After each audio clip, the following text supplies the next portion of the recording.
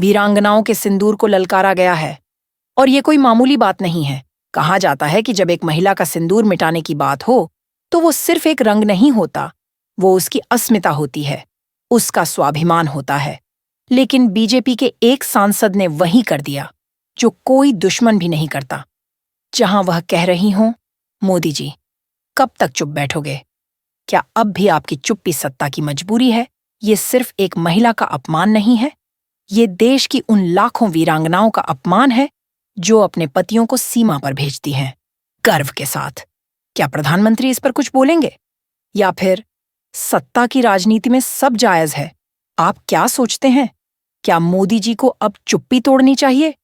Comment में बताइए और इस वीडियो को इतना शेयर कीजिए कि सवाल सत्ता के गलियारों तक गूंजे।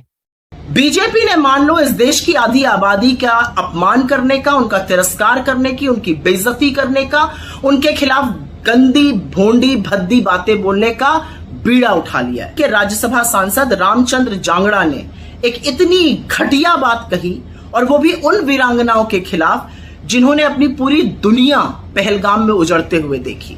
उनका कहना है इन वीरांगनाओं में वीरांगना का भाव नहीं था, जज्बा नहीं था, जोश नहीं था। आपकी हिम्मत कैसे होती है ये कहने की? उनकी पूरी दुनिया उनकी आंखों के सामने उजड़ गई। नृशंस आतंकवादियों ने उनके पति की, उनके बेटों की, उनके भाइयों की हत्या कर दी, और आप अपनी सुरक्षा चूक का, अपनी इंटेलिजेंस फेलियर का ठीकरा अब उन वीरांगनाओं के मत्थे मढ़ रहे हैं। उनके सिर पर यह ठीकरा फोड़ा जा रहा है।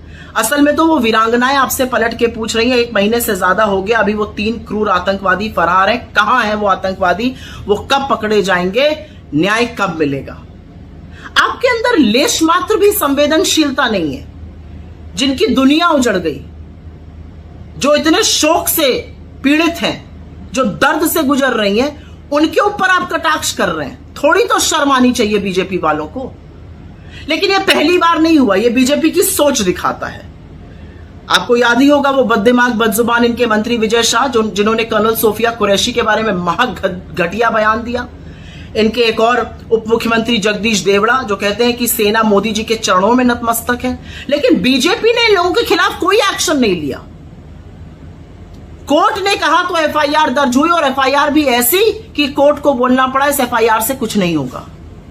यह असलियत है इन लोगों की, यह सम्मान है इनका नारी के लिए।